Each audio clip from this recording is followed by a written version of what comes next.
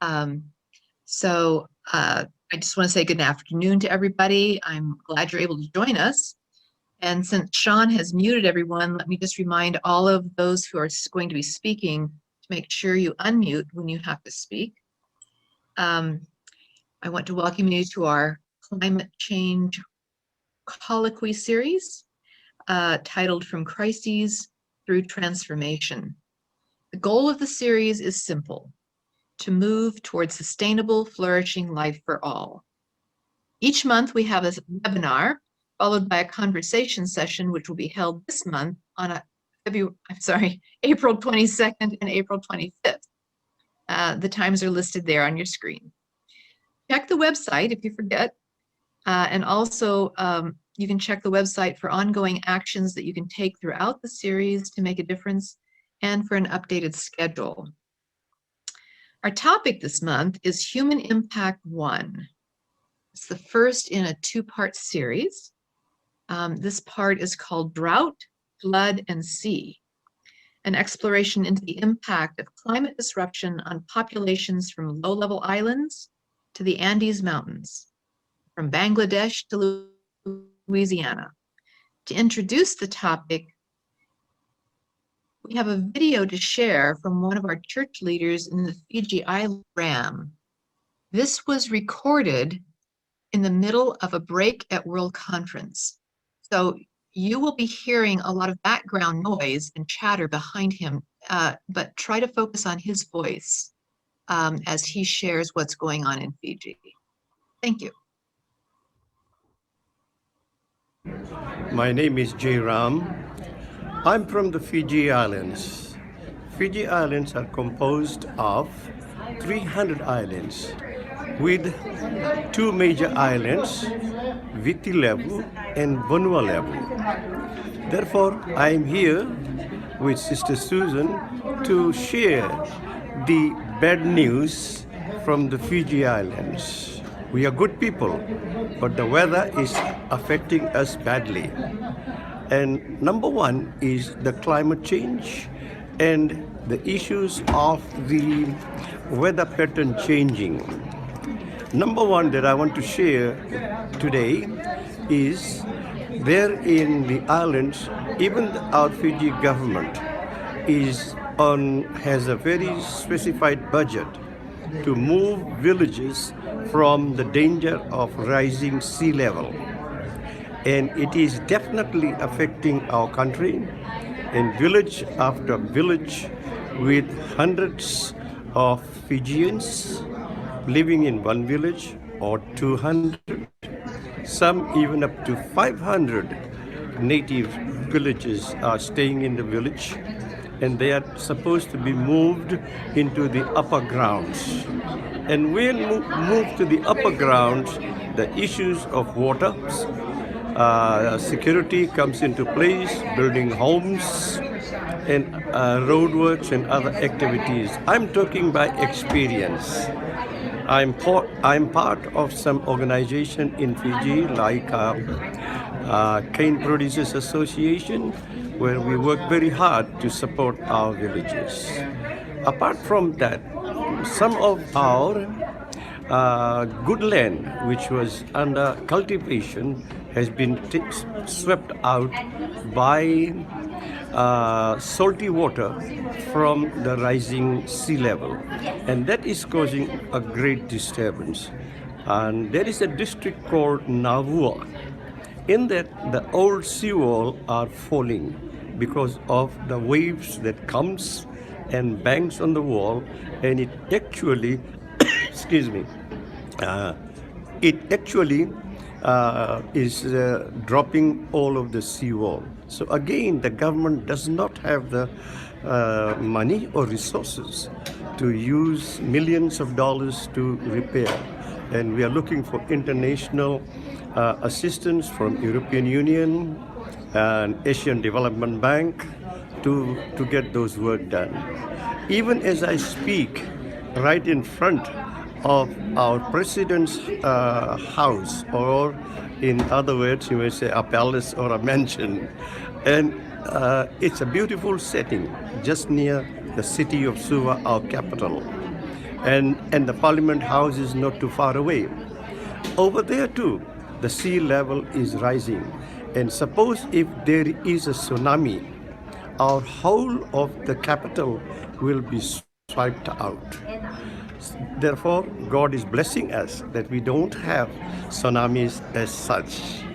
On talking about weather, our whole system of agriculture has been disturbed. Very quickly, we may have too much of rain, will cause flood, and that will also bring hurricane and other activities there. Therefore, what I am saying here is weather is definitely affecting us. So these are some of the experiences that I bring as a first hand to this group. Thank you.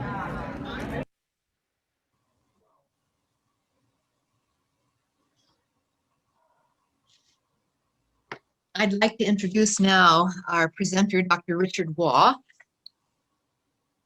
I first met Rich in late May of 1954, when my mother brought him home from the hospital in Wiesbaden, Germany, to Assy-sur-Serre, France, where we were living at the time. I was 3 years old and enchanted with my new little brother.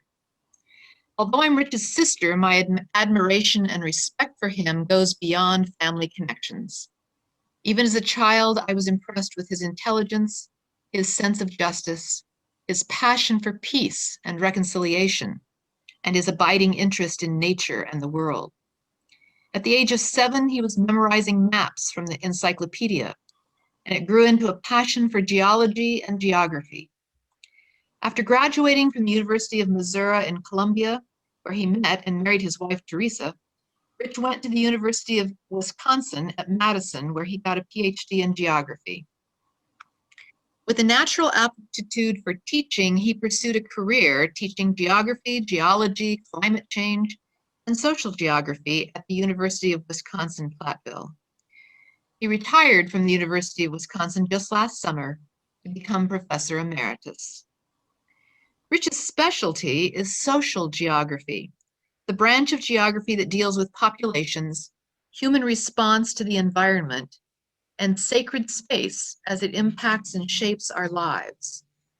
Through his annual field trips with classes to key geographic sites in the US and research trips in the international arena, Rich has encountered multiple populations struggling with the impact of climate change around the world.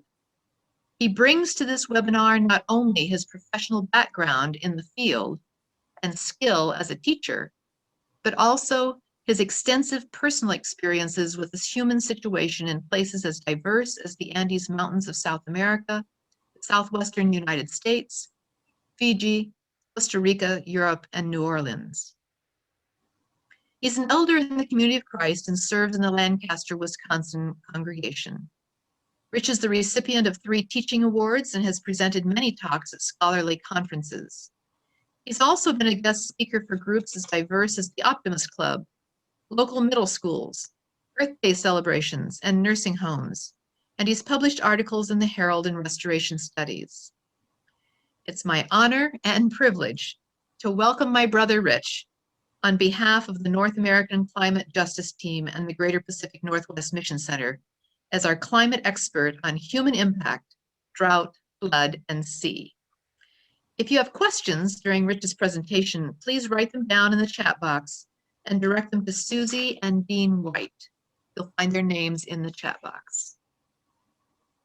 Okay, Rich, it's all yours. Thank you, Susan. I'm really delighted to join with you today and to be able to be part of a series of discussions that have had such strong presentations is a great honor for me indeed. Let me share my screen here. I need to have the host allow me to share my screen here. There we go.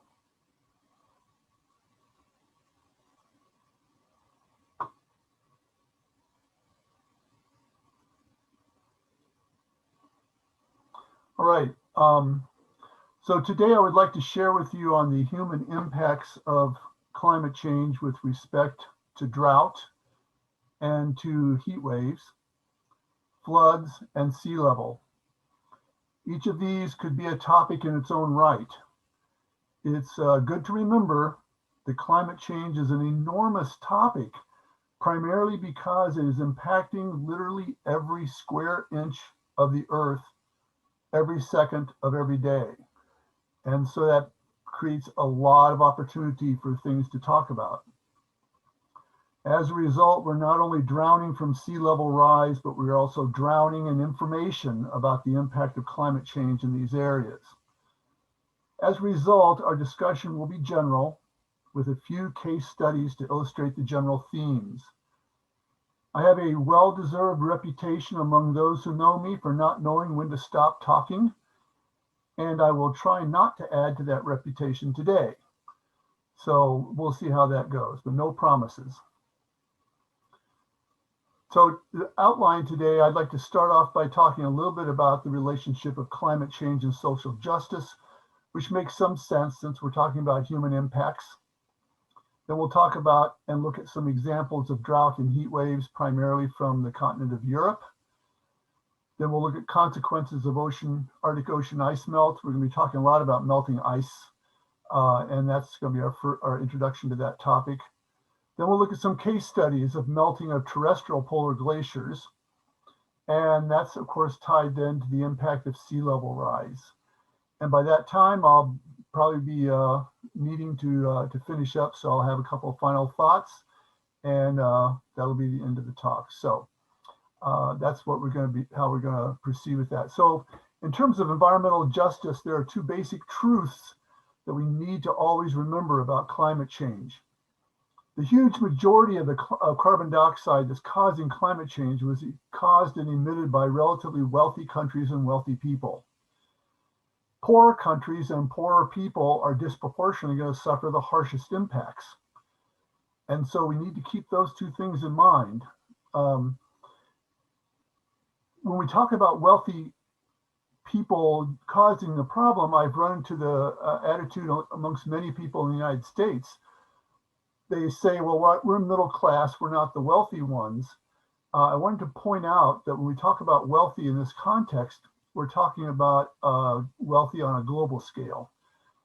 And on a global scale, middle class people are those who live on $1,000 to $12,000 US a year. Wealthy people begin at about $13,000 a year. Since I guess almost all Americans live on at least $13,000 a year, at least most do. And so by global standards, the United States and Europe and Japan are all the wealthy countries.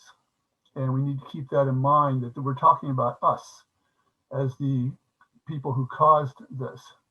Here's the World Bank classification of these categories. The dark blue are the wealthy countries, Europe, North America, Australia, Japan, South Korea, and Chile. The red and the orange countries are those which are low income. So the United States is responsible for about 26% of all the anthropogenic carbon dioxide ever created in human history, which is far more than any other country. And we've done this with currently 4.5% of the world's people. So we've created carbon dioxide in levels far beyond our population would justify.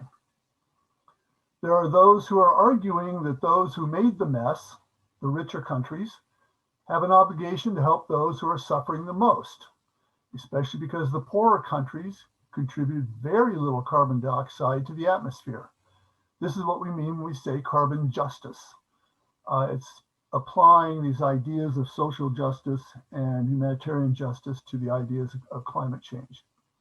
This is the idea behind the Green Climate Fund, which some of you know is something which is part of the 2015 Paris Climate Accords, in which wealthy nations are expected to put into a pot of money, which is going to be used by the poorer nations to help ameliorate some of the impacts of climate change. The IPCC spends a lot of time thinking about social justice issues. We don't have time to look at a lot of this, but here's one quote from their most recent report. Throughout the 21st century, climate change impacts will slow down economic growth and poverty reduction, further erode food security and trigger new poverty traps, the latter particularly in urban areas and emerging hotspots of hunger. So they're clear that the climate change is going to be causing social justice issues. I wanted to start with that to make sure that we're aware that the human impacts are going to be severe and are going to hit the poor and the powerless hardest. Now, as we look at drought and heat waves, I want to remind you, of course, everybody knows that the temperatures, atmospheric temperatures have been rising dramatically in recent decades. These kinds of graphs are familiar to everybody. The red are the years in which it's been above the long-term mean in terms of deviations from the norm.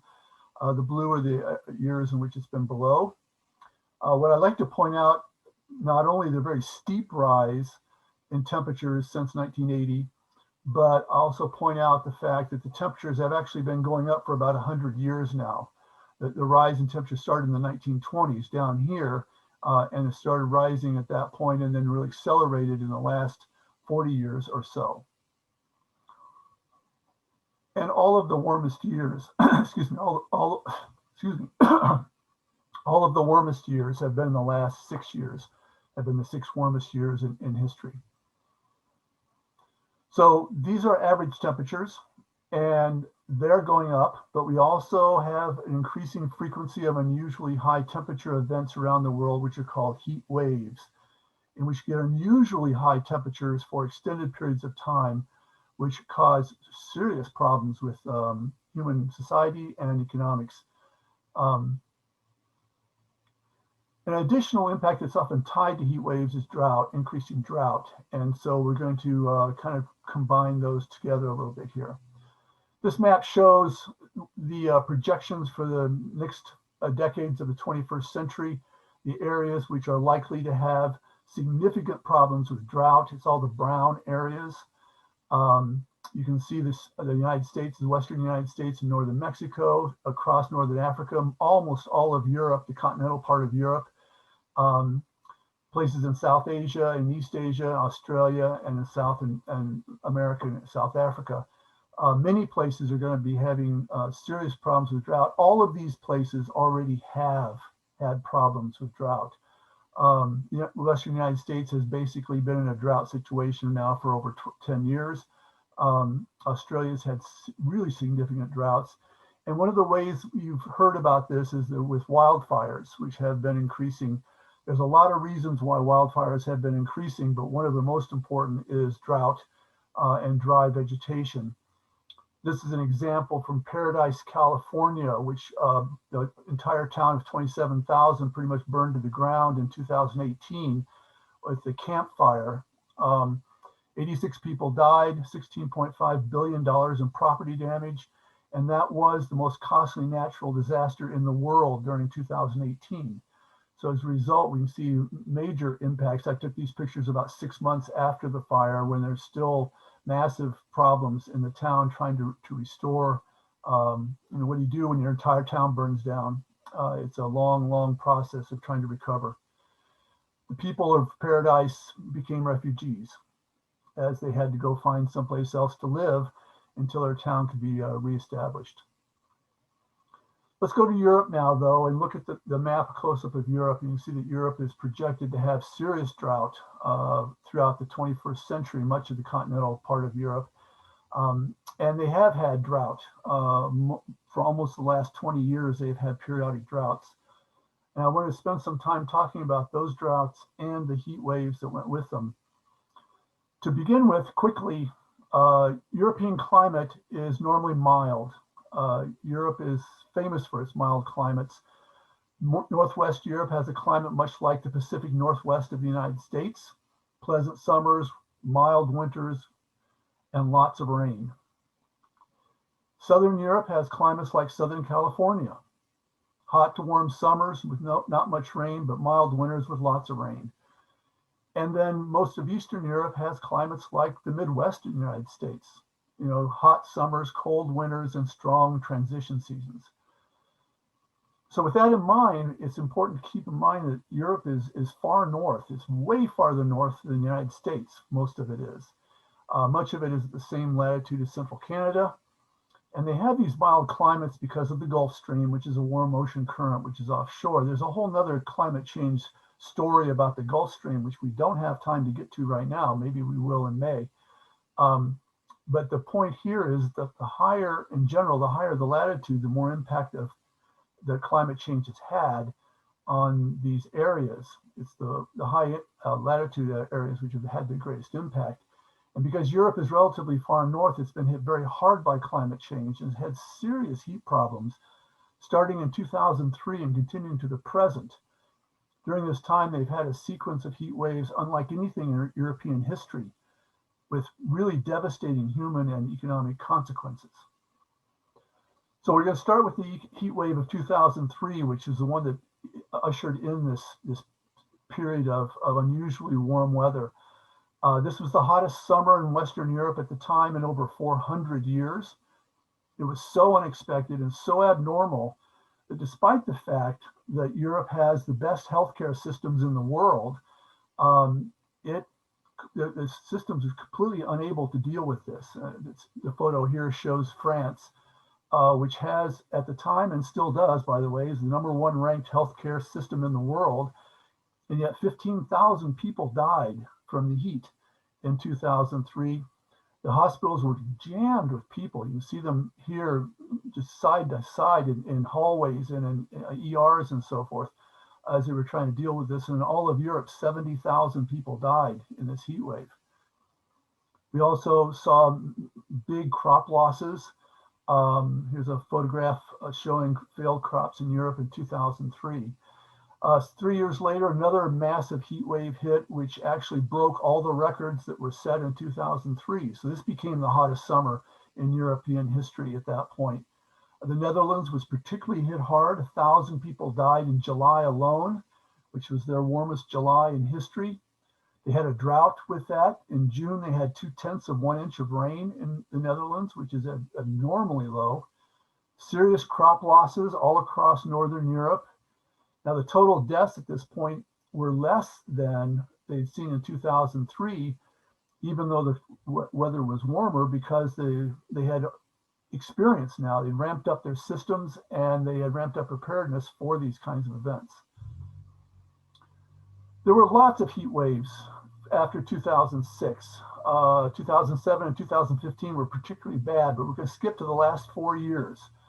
2017, 18, 19, and 20 have seen oppressive heat waves in Europe every year, and there is clear evidence that the temperatures are increasing in recent times.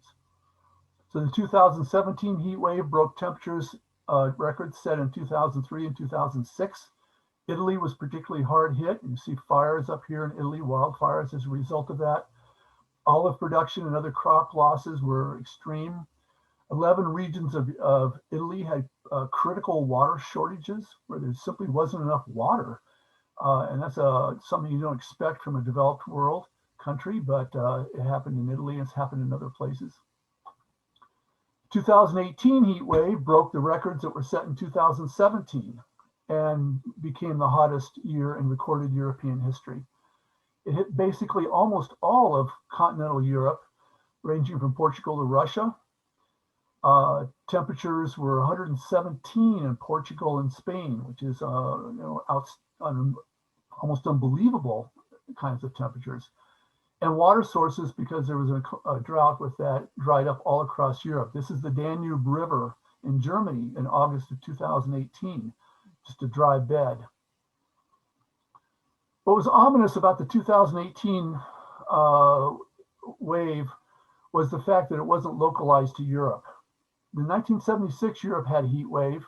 You can see on this map showing the red and the orange colors of the heat.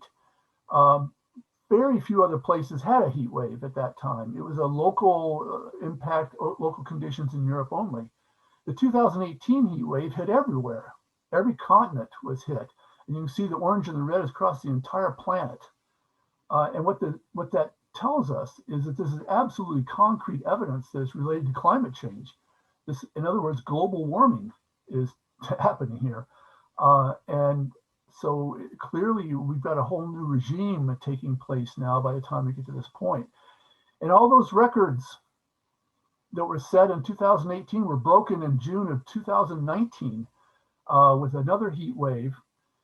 And what was unusual about 2019 is there were two separate heat waves, one in June and one in July, which were not related. They were two different events.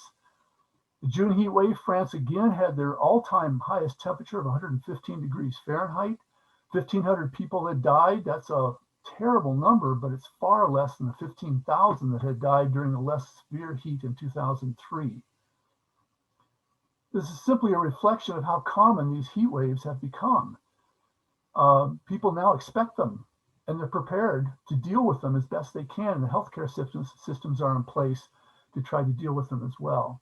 It's just one of the adaptations that have been made.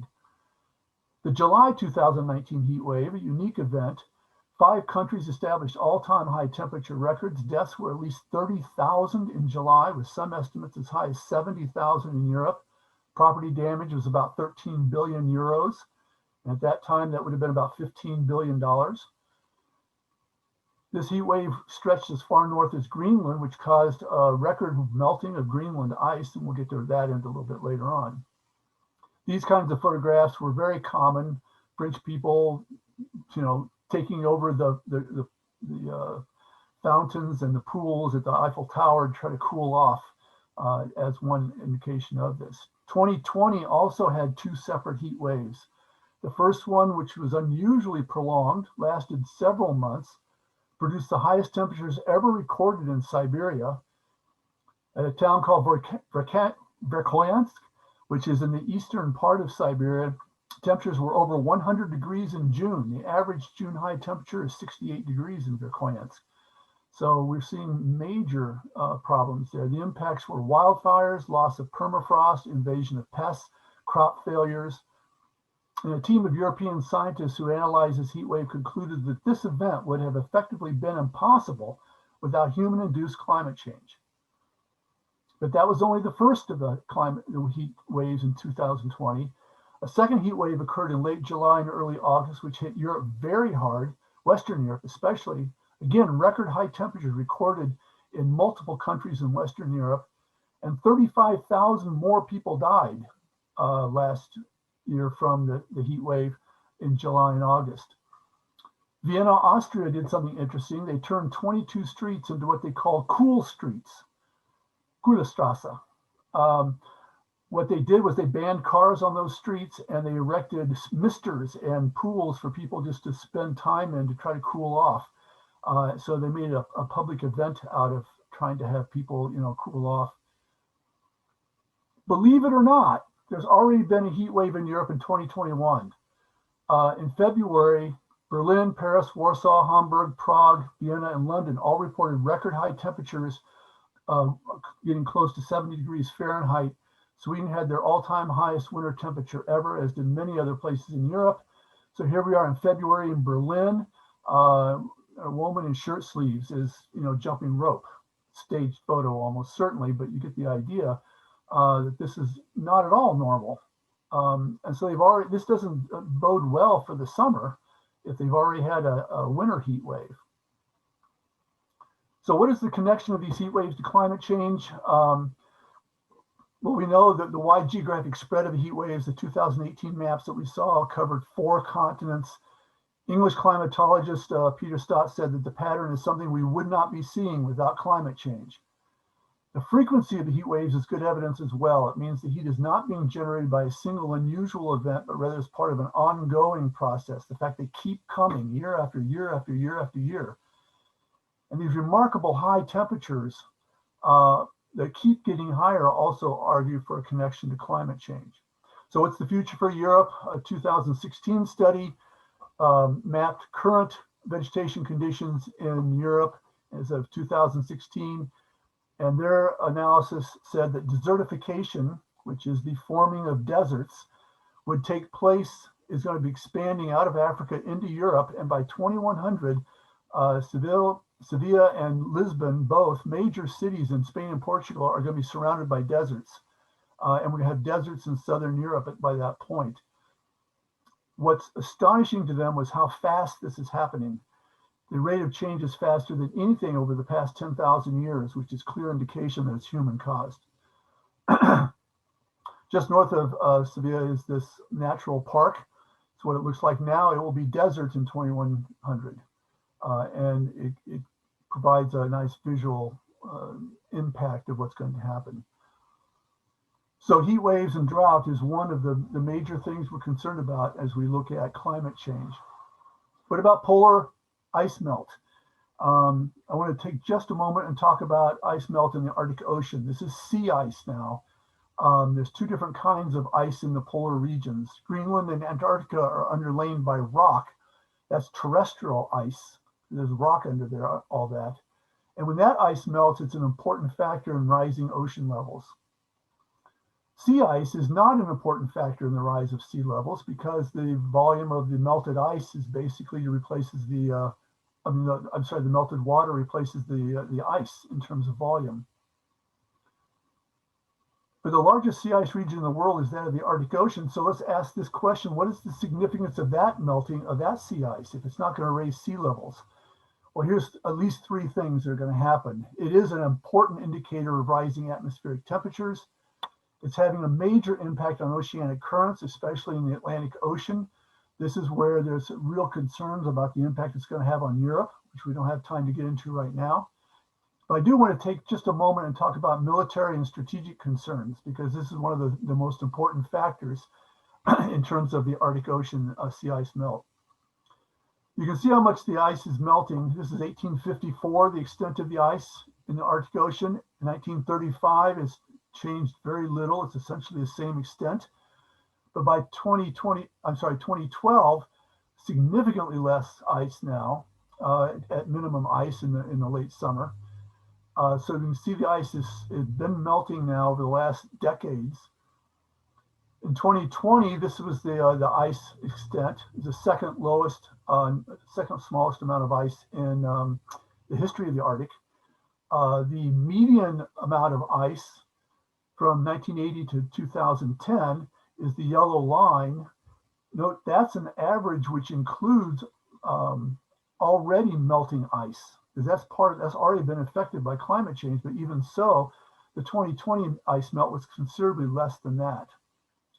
The 14 years with the smallest ice mass had been the last 14 years of the Arctic Ocean. So this is something that's happening a lot. And at this point, projections are that the Arctic will be ice-free during the summer at some point by the year 2030, if not before.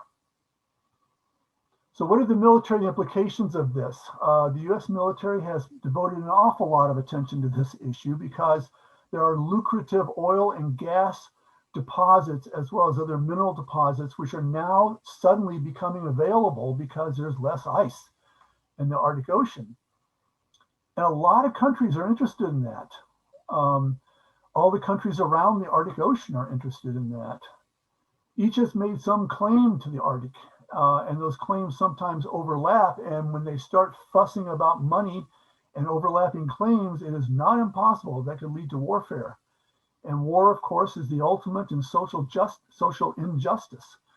And so climate change is very real. We don't have time to talk about this yet, but right now, but the US military is one of the strongest proponents in the world of dealing and doing something about climate change, because their studies have shown that they're going to be the ones fighting these wars and fighting all the regional wars that are likely to occur because of increasing poverty and things like that.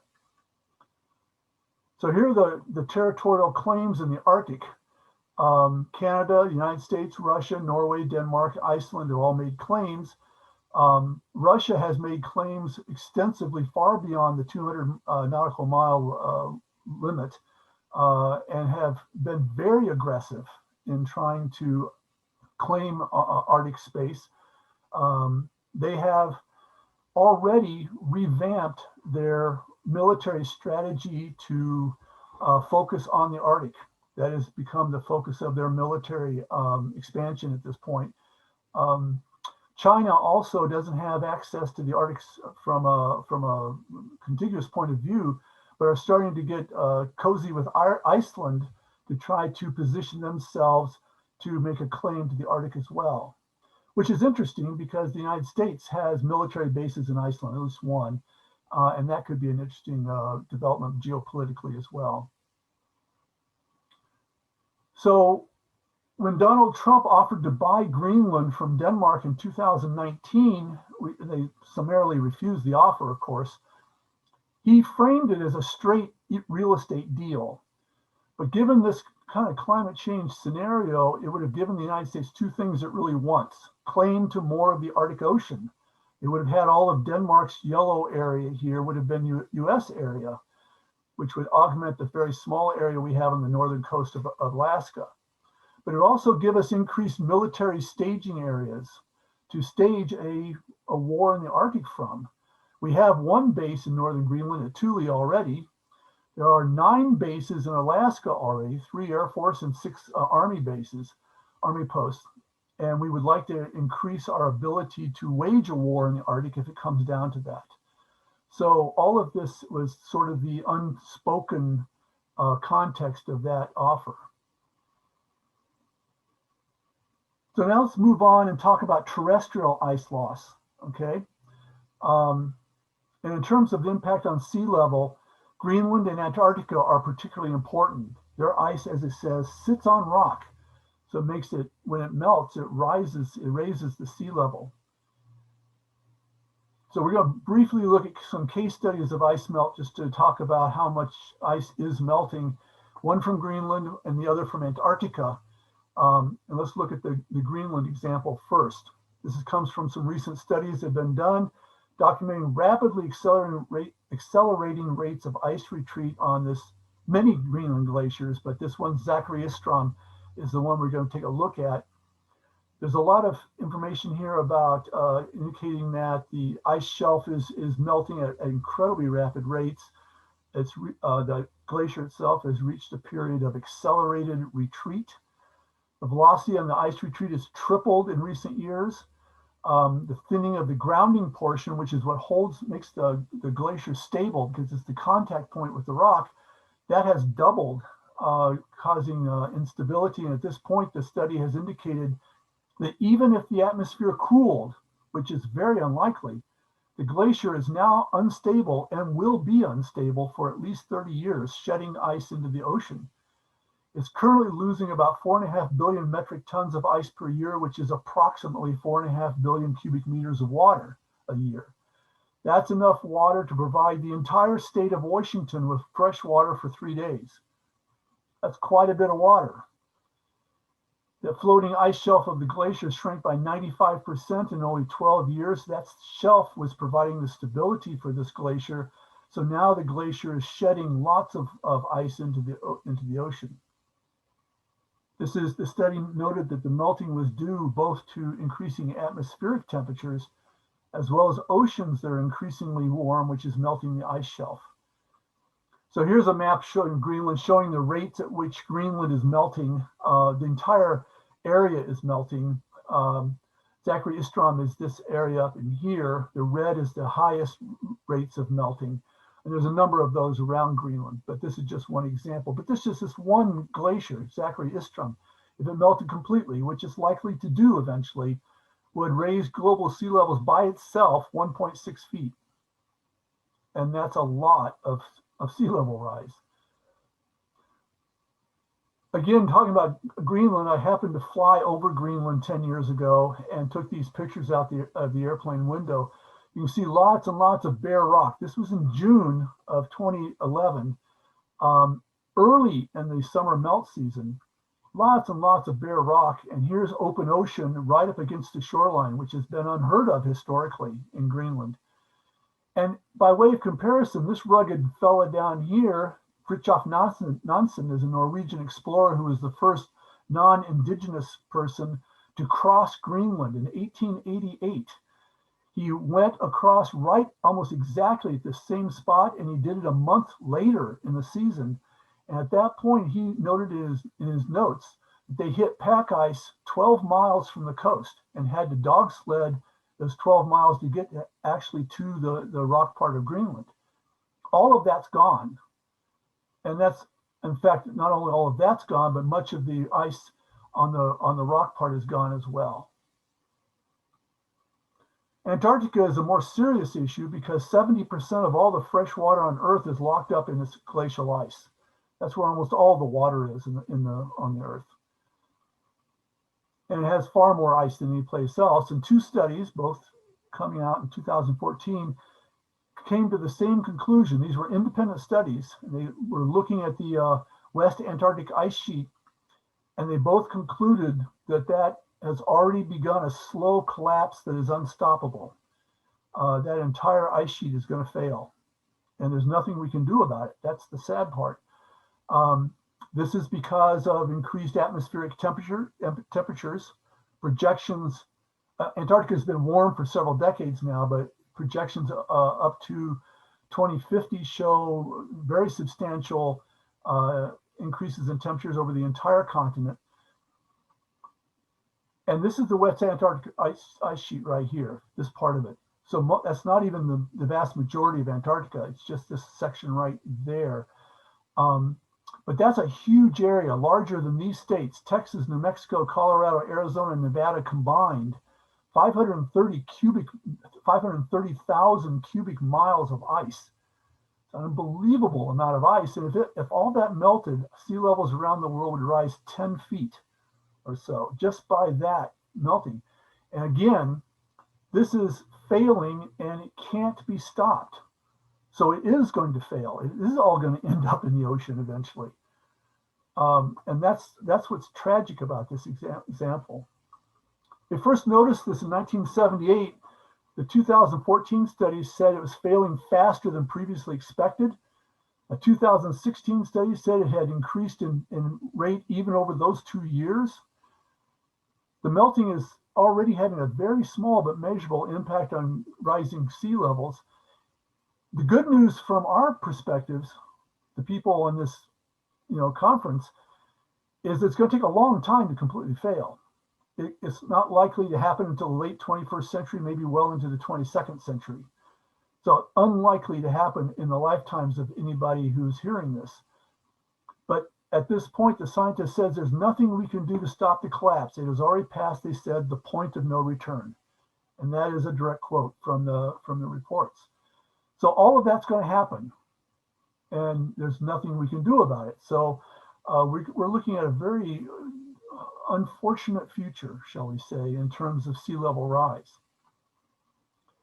This is being driven both by warm atmosphere. This diagram shows the atmosphere here and the ocean here, but the oceans are warming also, and the oceans are undercutting this large ice sheet as well, and this is what's helping to drive all of this. So let's look and see at the impact of this, rising sea levels from climate change. Why are those sea levels going up? Well, there are two reasons. One is the melting of terrestrial glacial ice, which is adding to the water volume of the oceans. But the other one is that water expands when it gets warm. This is called thermal expansion. And as the oceans get warmer due to climate change, they're expanding thermally, and that makes the sea level go up. And in fact, this is just from about 10th of March, a month ago. All the yellow and orange are above average sea temperatures. So you can see typically the oceans are warm, even in what we would call the wintertime in the northern hemisphere. And something which needs to be appreciated is the fact that the huge majority of the heat energy generated by climate change, 93% of it, in fact, has gone into the oceans, not into the atmosphere. It's the oceans that are soaking up most of the heat right now, not the atmosphere. If all of that heat had gone to the atmosphere and not gone to the ocean, it's estimated that right now average global atmospheric temperatures would be 122 degrees. That's astonishing to think about what that would be like. It's not that way because the heat has gone into the oceans, but not just the surface. This graph shows us that starting about 1995, it was shifting to the lower levels of the ocean too. So the upper 2,000 meters, that's the upper 6,000 feet of the oceans, are now all much warmer than normal. So it's not just the surface. That's a huge reservoir of heat. And one of the concerns is that in a few decades, it might start bleeding heat to the atmosphere. which is going to be a problem if it happens.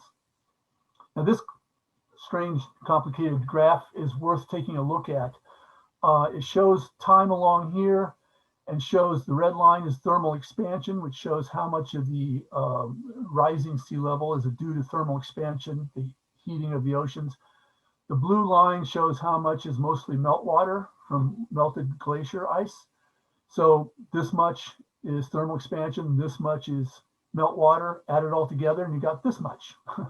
So this is what the total amount of sea level rise has been. So what we can conclude from this graph is that oceans are already rising, that they have been rising for several decades, and that these two causes each are responsible for approximately 50% of the rise. Now, so far, they've risen about 9 centimeters on the average. That doesn't sound like very much, but again, if you take 9 centimeters and spread it out over the entire world's oceans, that's the amount of fresh water used by the state of Washington in 5,500 years. That's how much water has already been gone into the ocean, how much the sea levels have already risen. So what are the impacts of this? One, you get inundation of human infrastructure along seacoasts. 2015 flooding in Alexandria, Egypt. This was not from sea level rise, but it illustrates how the sewage and water infrastructure is unable to handle this kind of flooding, which is going to cause massive problems. And Alexandria is a city which is in big trouble from climate change. A second impact is increasing impact of El Nino and hurricanes. Here's the storm surge flooding from Hurricane Laura in Louisiana in 2020. Bleaching of coral reefs, mostly from warming ocean water. Here's a bleached coral reef in Fiji. The white is the bleached dead coral. 30% of all coral in the world is dead now. 90% will be dead by 2100. And coral, of course, is a big deal because coral is the anchor of one of the most complex ecosystems in the oceans. So we're going to look at some developed world examples of rising sea level. The reason for looking at the developed world is because, mostly from the United States, is because we want to make these points. Climate change is not something that just happens over there to other countries. It's currently happening in the United States as well. These impacts are already being felt now. And relatively wealthy developed countries like the United States have the money to do something about this, at least theoretically. So Louisiana is a good example. All the red that you see on this map is the part of Louisiana that will be flooded with a 1 meter rise in sea level. That's about 3 feet. Every model is predicting far more than that, at least 4.5 to 6 feet of rise in sea level, but at least this red part is the 1 meter rise, which includes all of New Orleans, for example, and other population centers. We're going to talk about Ile-de-Jean-Charles, which is this town, which is right here in the Mississippi River Delta. Sea level rise has already, by 2016, was cutting it off so that it was impossible to access the town. And you can see what's going on here. The town itself was flooding, as you can see here. And so in that year, 2016, the US federal government spent $48 million to move the people of Ile-de-Jean-Charles to a new location, which was less likely to flood. They just moved the whole town. That is, here in the United States, in 2016, we had climate change refugees. And it's not by any stretch of the imagination the only refugees we've had due to climate change. This is part of a $1 billion package that was designed to help 13 states adjust to climate change. So we're already budgeting for this. These kinds of expenditures are going to dramatically increase in the future as climate change impacts increase.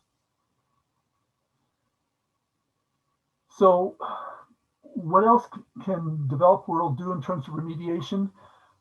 Besides relocate people as they did in Louisiana, I want to take a look at Charleston, South Carolina with you for a moment and to give an example of that. Charleston is a city that sits on a peninsula, meaning has water on 3 sides. It's economically extremely important as a harbor, but also as a tourist destination because of these very elegant colonial houses and formal gardens, and people flock there for tourism. This is the story for Charleston. Here's the peninsula it sits on. This turquoise area is the area that's going to be flooded. This is the traditional shoreline, the white arrow. The black arrow is the 2030 shoreline. If nothing is done, all of that's going to be flooded. So Charleston is certainly in harm's way here. Is that going to happen? Almost certainly not. And the reason why Charleston's not going to have this flooding is because they've already built a seawall. This is looking from the harbor, looking at the white arrow is the seawall here. And here's a bunch of college students I had there in Charleston on a case study. This is the seawall. They're standing by it right here. It's about 5 feet high. The seawall was built to try to protect Charleston against hurricanes, but it's going to serve double duty now as sea level rises. It's going to keep the sea out of Charleston. But by 2100, the sea level rise is going to be such that Charleston will have to add to that. They're going to build that seawall higher. They're going to have to. The point is, in the developed world, they are likely to find the money to do that. So we're going to look at two places which are particularly prone to damage from sea level rise, islands and deltas. And we're going to start shifting our attention now to the developing world. Islands the risk is pretty obvious. They're surrounded by water, okay? And we're going to look at the Maldives and Kiribati in the Indian Ocean and the South Pacific as our examples. We're going to look at deltas, especially South and Southeastern Asia, specifically Bangladesh. There are many other areas at high risk. We mentioned Alexandria. The Nile Delta is a major problem. It's a huge city of over 5 million people. But right now we're going to take a look at the developed world. One of the obvious differences here is money. As a way of looking at this, the United States, the gross domestic product in the United States averages about $65,000 per person. Per capita GDP in Bangladesh is about $2,000 per person. If you don't have the money, you can't make these fixes. And so let's look and see what's going to happen as a result. What kinds of islands are there in the world out there? There's two kinds. Tectonic islands are formed by earthquakes and volcanic action. They usually have steep cliffs plunging into the ocean. These are less at risk. Here's Santa Cruz Island off the coast of California. Here's Vita Levu, which was mentioned in the video at the beginning, in Fiji, which also has many steep bluffs. Fiji has some other islands which are at risk, though, but Vita Levu is not so much. Coral reef islands are the second kind of islands. They're very low and very close to sea level. They have a much greater risk. So in Costa Rica here, you can see this is a coral reef right here. This snorkeler his back is exposed to the sun at the top of the water column. So he's only that close to the top of the ocean, which means that a very small amount of ocean change could expose these coral reefs, and you develop all kinds of coral reef islands as a result. Here's one from the Bahamas, but these are low, really low. They don't have the high bluffs. And so these are the islands which are really at risk. And so the Maldives and the Indian Ocean, they're located right here in the Indian Ocean off the coast of India. The highest point in all of the Maldives, Mount Maldives, is 7 feet high. You know, you won't get much of a nosebleed climbing that mountain. The average elevation of the entire country is 4 feet, which is well within the projections for 2100. 400,000 people live there, and as you might guess, they have been at the forefront to do something about climate change. They're faced with the very real possibility that their country will simply.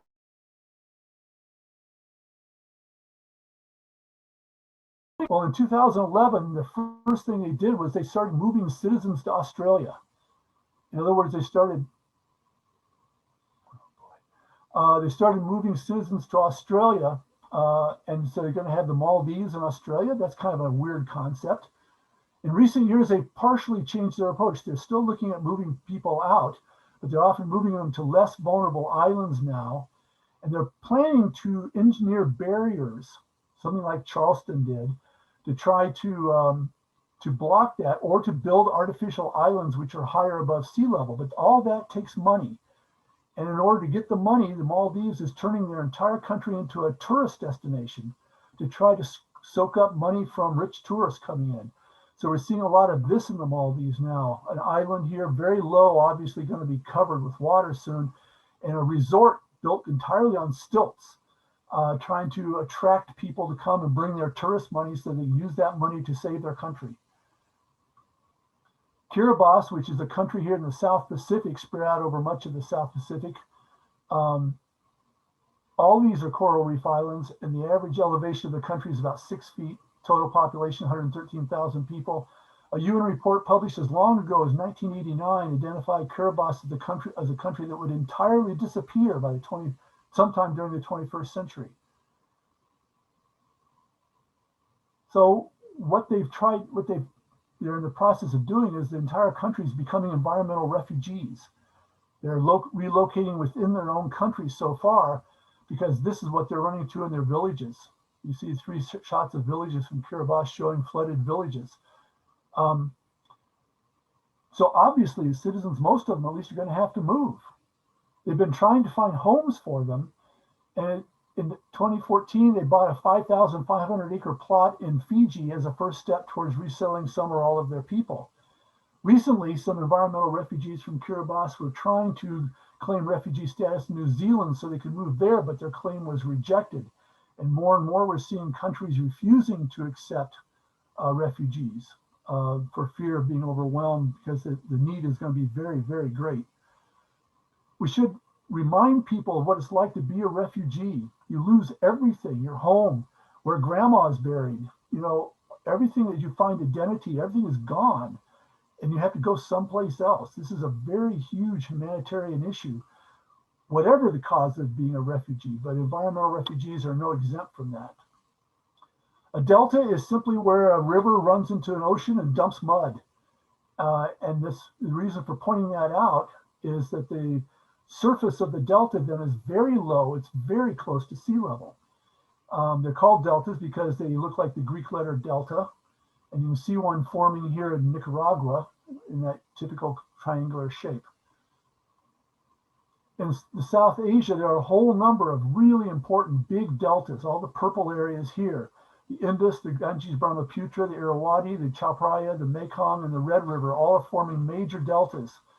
And this has become a real problem because these characteristics are typical of those South Asian deltas. They have very high population densities. They're very heavily populated. And the reason why that is true is because these are outstanding places for agriculture, especially rice. Rice is the dominant crop in this area, and it grows extremely well in hot, flat, wet areas, and that's what deltas are in the tropics.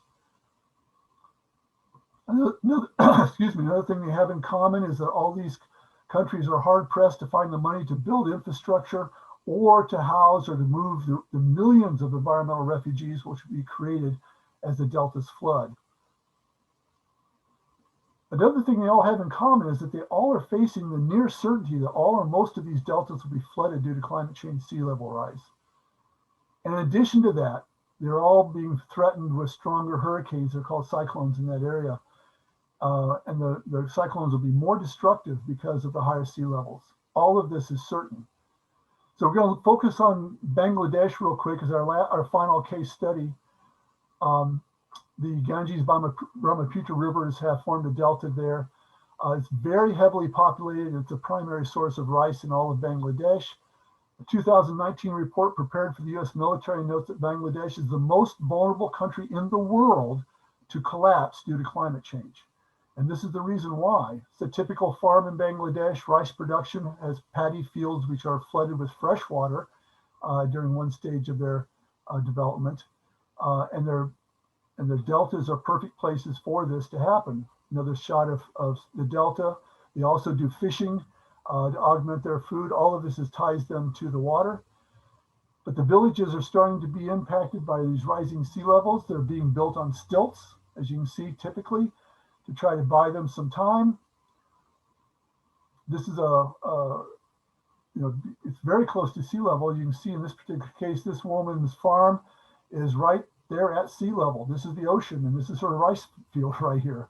And of course, the salt water is intruding into the rice, which kills the crop. Rice has to have fresh water, not salt water. And salt water will kill it. So this is gone. I mean, she has no hope of saving this at this point.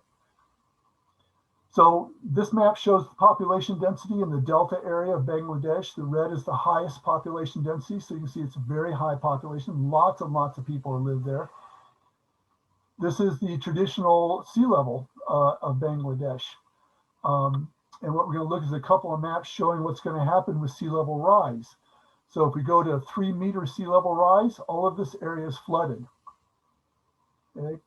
4.5 feet sea level rise, you include that. This is 18 million people at this point have to be relocated because of the rising sea level.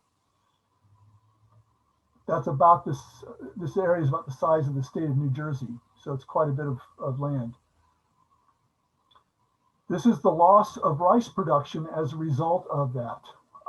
We don't need to go through the numbers, but this entire area, all of the area which grows rice in Bangladesh is forecast to have lower rice production in the future at a time when the population will continue to increase, right?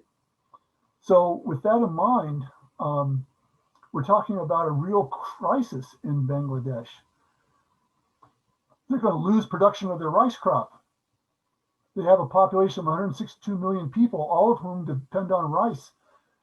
And it's likely you're not going to be able to feed its people.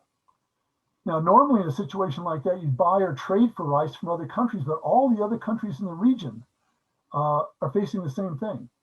They're all having decreased rice production because of the flooding of the deltas due to sea level rise. So we're talking about the basic question is where people are going to get their food from. That is a major humanitarian issue, and of course, a huge impact on people. The other thing that happens in the Bangladesh are the cyclones. This is just a quick example of that. In 2016, massive flooding beyond what is normal because of the rising sea levels. And these sea level rises have made normal flooding that are associated with the monsoon rains are even worse as well. Okay, so Bangladesh clearly is a problem and one of the most serious crises in the world from rising sea level is just one example though, and unfortunately there are many more examples like that. Now my final thoughts. I want to try to leave you with this and we'll see how this sits. There's nothing mysterious about climate change, nothing whatsoever. We know exactly what causes it. We know exactly what causes it. In fact, we've known what causes climate change since 1896. That's when the first study was done, which showed that carbon dioxide in the atmosphere caused warming. So we've known it for a long time. It's caused by people. But because it's caused by people, it's also something that we can fix. It's not mysterious. We know exactly how to fix the problem. You know, that's not mysterious.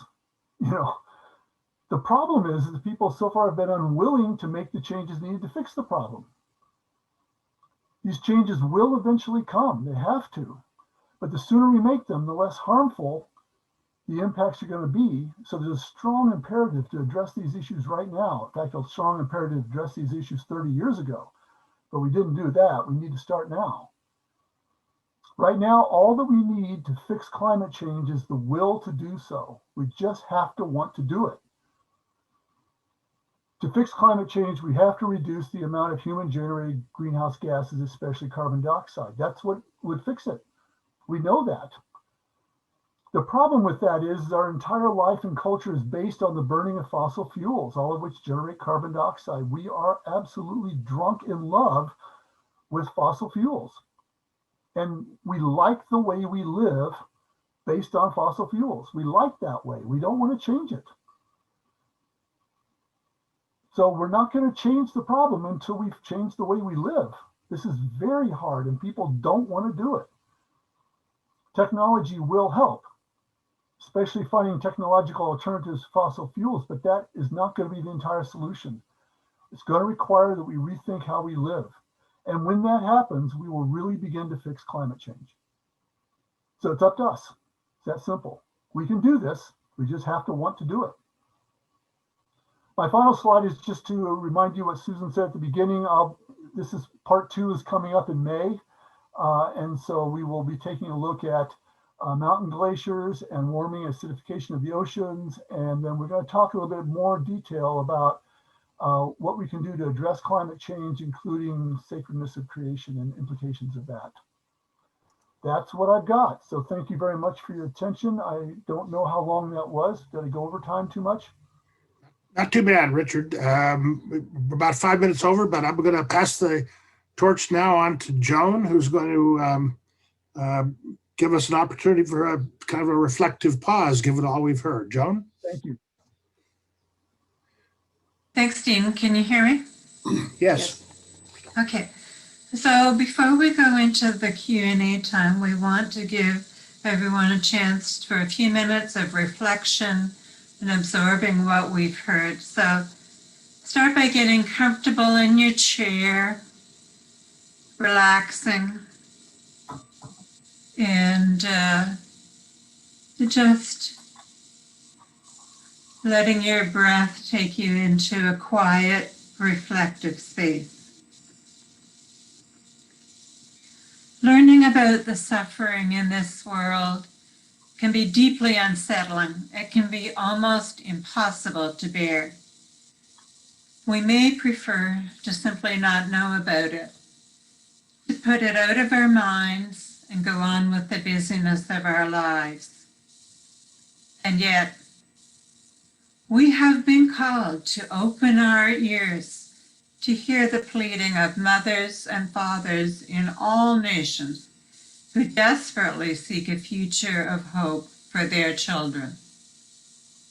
We must not turn away from them, for in their welfare resides our welfare. But how can we possibly bear the pain of more fully knowing these realities? Reflect for a moment on the words of Wendy Farley, who believes that the path to living lives of radical compassion is to first and foremost maintain our own connection with the love of the divine Creator, the Holy Spirit, the Beloved. She says that without watering our roots in deep and life-giving waters, awareness of radical suffering, injustice, and turmoil is likely to distort our capacities for care and responsibility. So we are asked to consider that our first response to all the current human crises needs to be a renewal and a deepening of our connection with the source of our love, our courage, and our hope. From the Hebrew Talmud comes this instruction: do not be daunted by the enormity of the world's grief. You are not obligated to complete the work, but neither are you free to abandon it. This philosophy has been giving rise to a more current saying, do the next right thing. Simply do the next right thing. What invitation might the Spirit have for you at this time? What is the next right thing being asked of you in the unfolding of God's preferred future for this world? We're going to move now to the Q&A, but over the next days and weeks, we invite you to spend time in prayer, meditation, or reflection on this question: how are you being called and invited to raise your voice, to change your lifestyle, to join with others to do the next right thing? What is the Spirit's invitation and call to you at this time?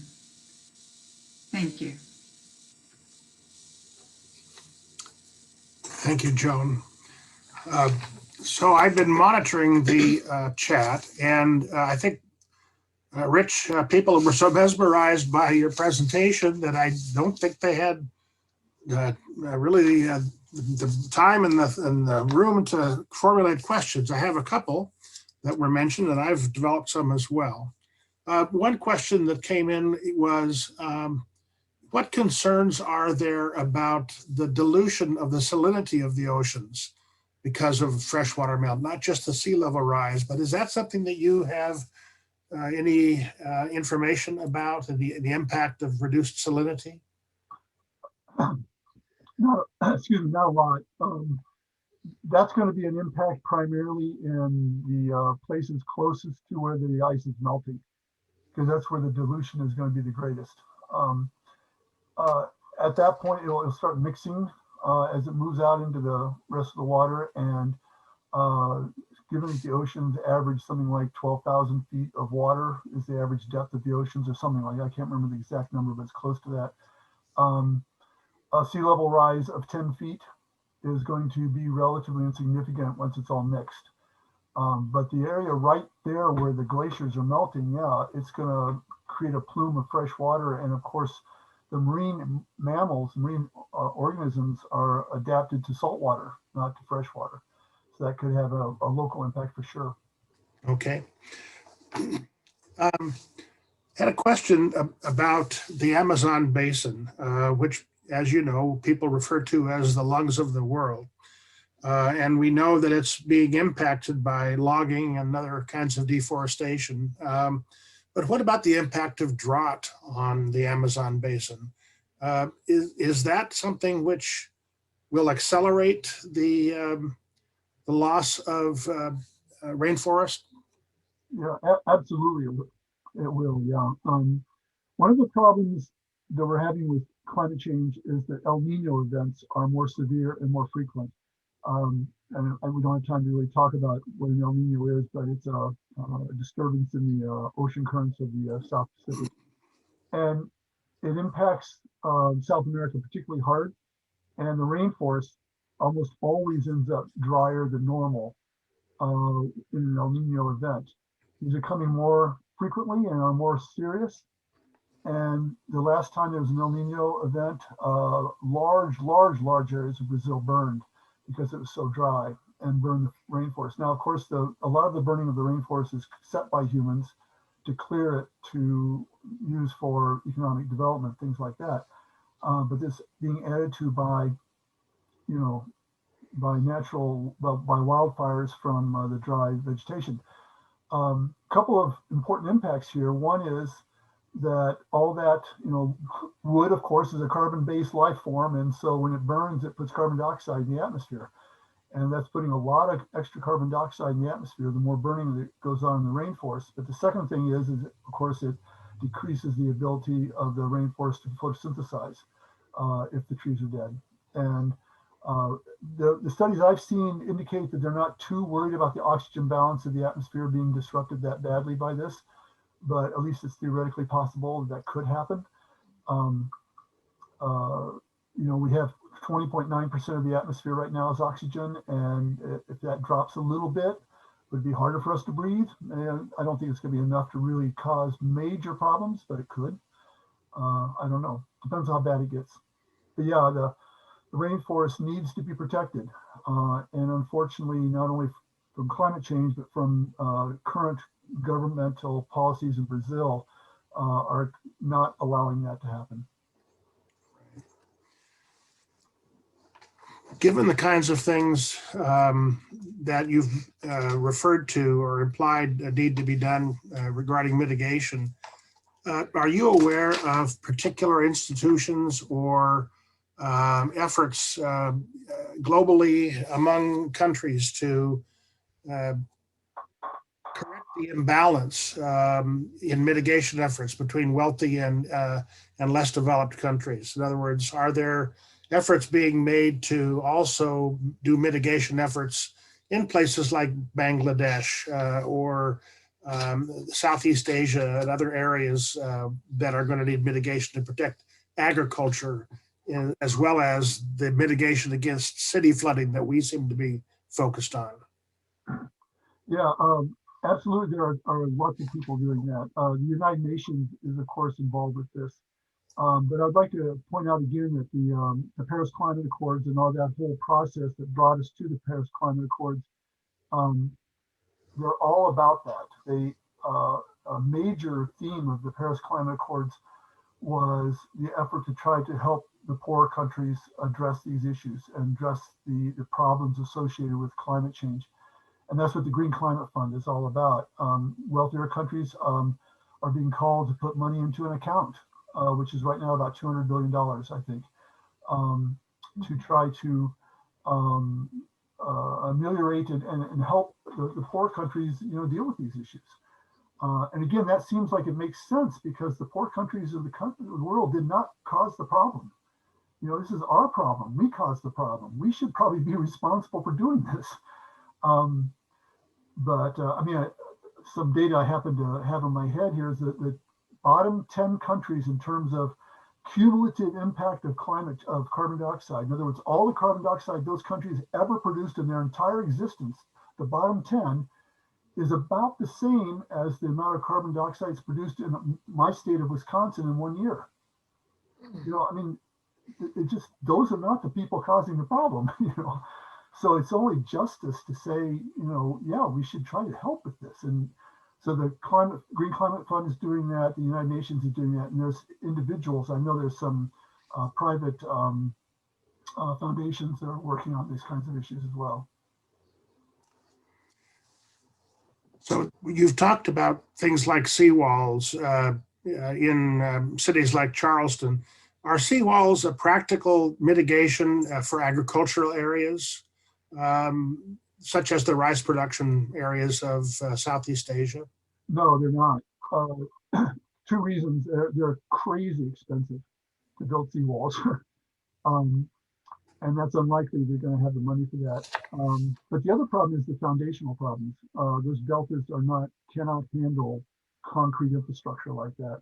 It would be extremely difficult to build seawalls that could actually be stable in delta regions like that. It would be hard to do it in Louisiana, to be honest with you. It would take a huge amount of money and an awful lot of work.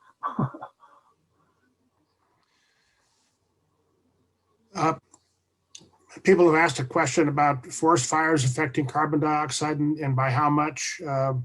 I think that's fairly well known. Any just quick impact statistics about the impact of forest fires on carbon dioxide in the atmosphere?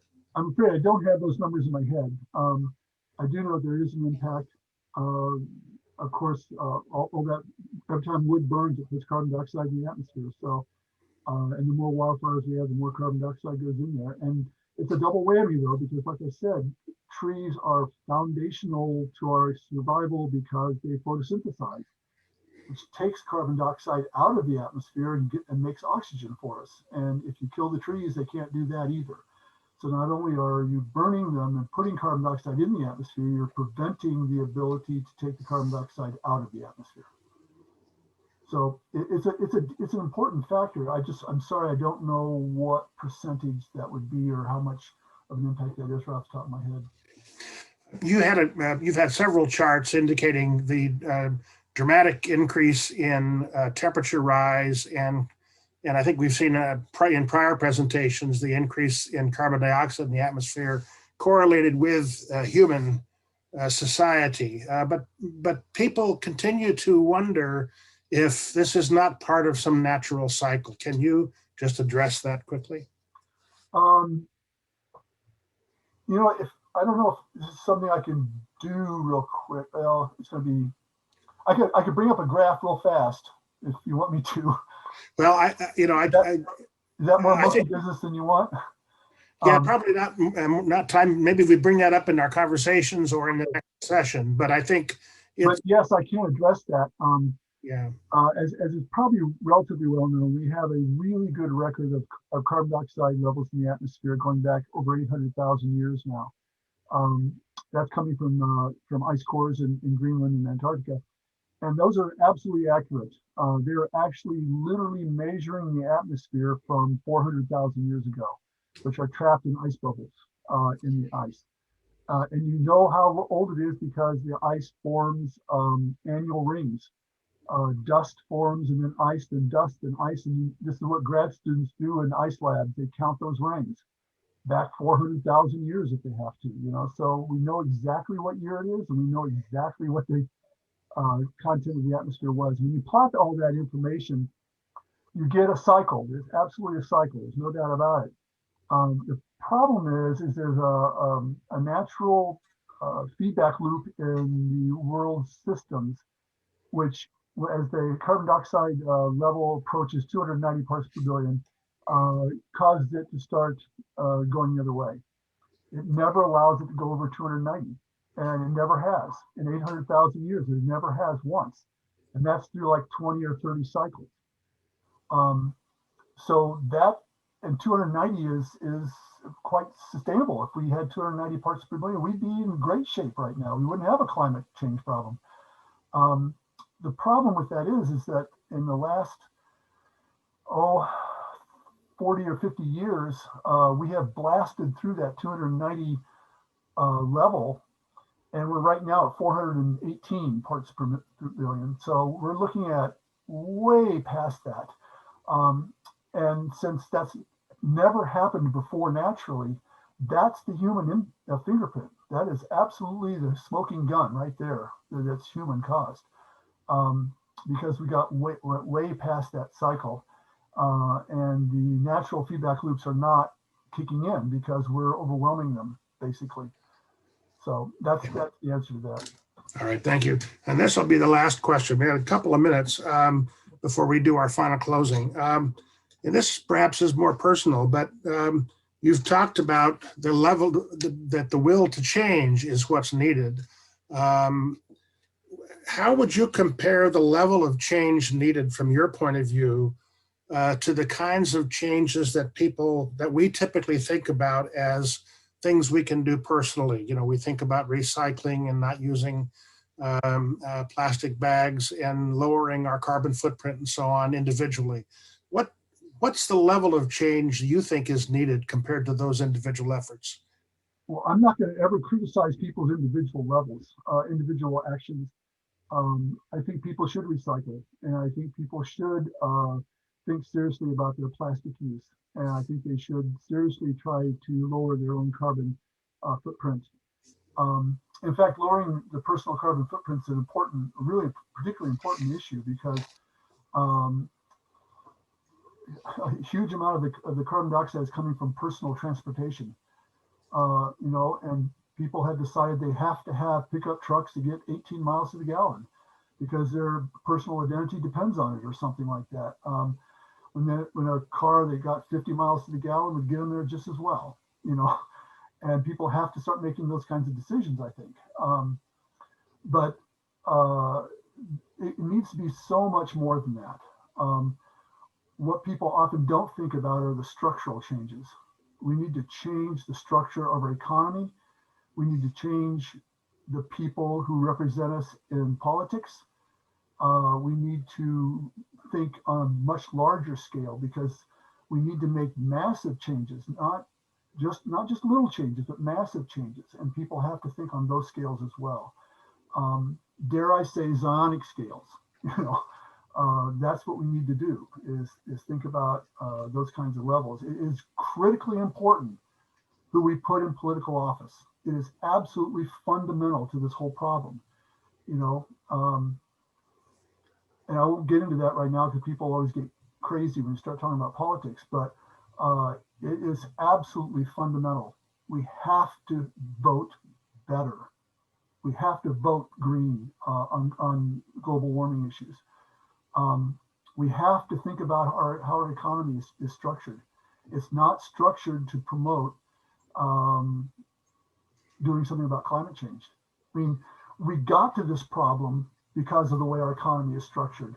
We can't just keep having the economy this way and expect to fix the problem. You know, we have to change it. And this is going to be incredibly hard for people to do because people like it the way it is. So that's a good commercial for our session, the one after yours in May, that's going to be dealing with economic issues. Is there a slide, Rod, that you want to put up next?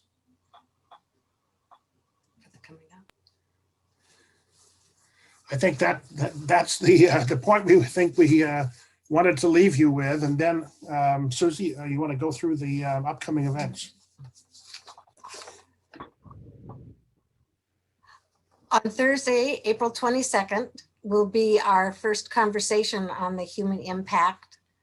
6 o'clock Pacific time, 7 o'clock Mountain time, and 8 o'clock Central time, 9 o'clock Eastern time. And then Sunday, April 24th, 5th, we'll have a conversation on the human impact at 2 o'clock Pacific, 3 o'clock Mountain, 4 o'clock, and 5 o'clock. The discussions will be identical, but you are welcome to come and share in both or either. Sunday, May 26th, 16th, human rights impact to glaciers, oceans, and our response. The guest speaker, Dr. Richard Waugh, University of Wisconsin, 2 o'clock, 3 o'clock, 4 o'clock, and 5 o'clock. In the works, we have racism and social justice, seeking economic and political solutions, modifying human behavior, alternative energies, and much, much more.